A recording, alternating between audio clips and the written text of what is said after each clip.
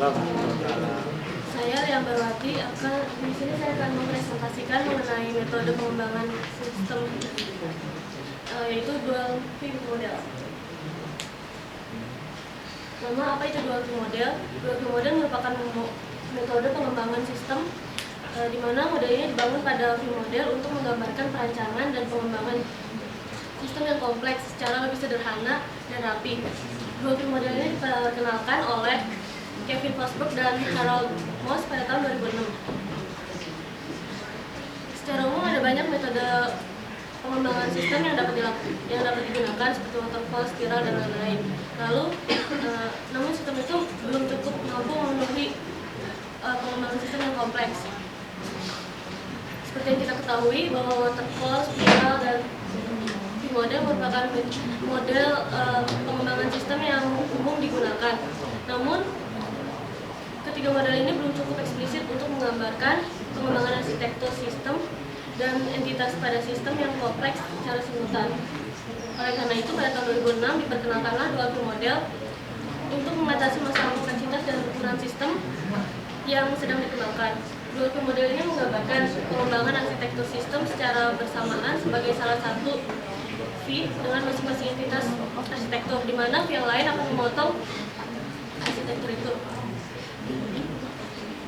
Ini merupakan gambaran dari dual view model, di mana pada dual view model ini terdapat dua jenis pematangan atau maturity dalam pengembangan sistem.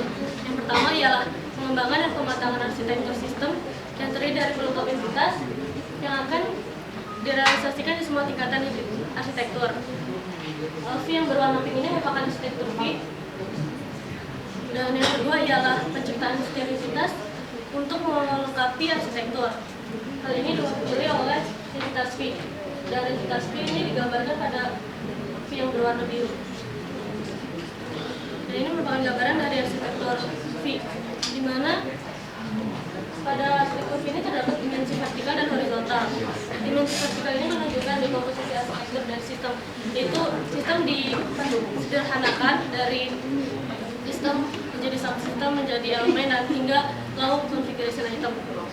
Yang kedua kemudian ada dimensi horizontal, di mana dimensi horizontal ini menunjukkan solusi pematangan yang terdiri dari bagaimana integrasi, verifikasi, dan validasi dari pengembangan sistem itu. Kemudian sisi kiri V menggambarkan konsep dan arsitektur apa yang akan digunakan dalam pengembangan sistem.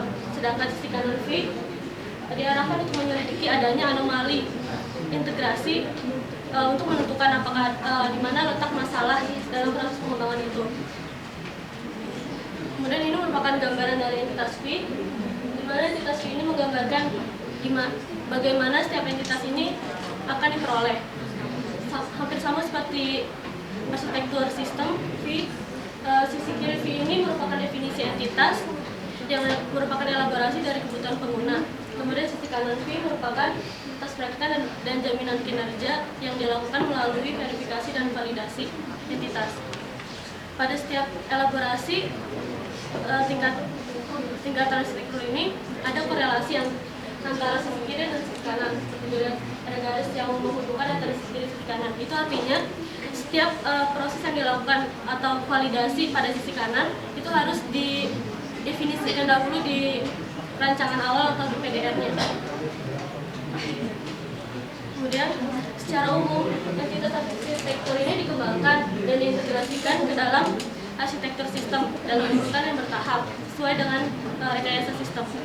Tahapan pada dual view model ini terdapat dua tahapan. Yang utama yaitu tahapan perancangan dan pembangunan. Di mana tahapan perancangan ini dilakukan secara top down dari atas ke bawah.